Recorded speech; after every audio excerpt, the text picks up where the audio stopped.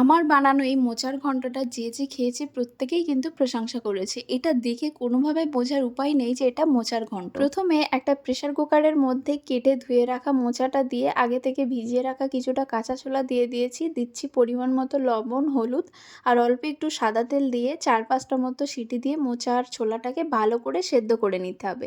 ছোলা আর মোচাটা কিন্তু ভালো মতো সেদ্ধ হয়ে গেছে। এবার একটা কড়াইয়ের মধ্যে বেশ কিছুটা সর্ষের তেল দিয়ে ডুমো ডুমো করে কেটে রাখা আলুটা লবণ আর হলুদ দিয়ে অল্প একটু লাল লাল করে ভেজে তুলে নেব। ওই আলু ভাজা তেলের মধ্যে কিছুটা চিংড়ি মাছও অল্প একটু নুন হলুদ দিয়ে লাল লাল করে ভেজে তুলে নেব। চিংড়ি মাছ কিন্তু খুব একটা বেশি ভাজতে হয় না। এখন আরও কিছুটা তেল অ্যাড করে ফোড়নের জন্য দিয়ে দিচ্ছি গোটা গরম মশলা, শুকনো লঙ্কা, গোটা জিরে। ফোড়নটা কিছুক্ষণ নাড়াচাড়া করার পর সুন্দর একটা গন্ধ বেরোলে দিয়ে দিচ্ছি একটা মিডিয়াম সাইজের পেঁয়াজ কুচি। পেঁয়াজটা কিছুক্ষণ ধরে একটু নেড়েচেড়ে নিয়ে একটু লাল লাল হয়ে গেলে দিয়ে দিচ্ছি একটা বড় সাইজের কুচনো টমেটো।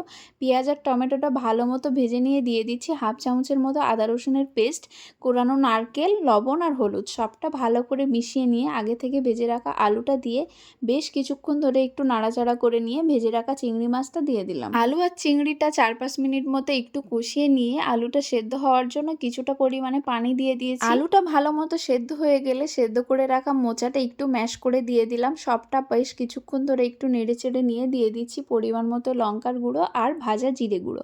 আবারও সবটা একবার মিশিয়ে নিয়েছি। এবার দিয়ে দিচ্ছি অল্প একটু চিনি, 1 চামচ মতো ঘি আর অল্প একটু গরম মশলা আর কিছুটা কোরানো নারকেল। সবগুলোকে ভালো করে মিশিয়ে নিয়ে ওই 5-7 মিনিট মতো একটু নাড়াচাড়া করে নিয়েই নামিয়ে নিয়েছি। গরম ভাতের সাথে মোচার এই রেসিপিটা থাকলে কিন্তু আর কিছুই লাগে না। রেসিপিটা তোমাদের কেমন লাগলো অবশ্যই কমেন্ট করে জানিও। বাই।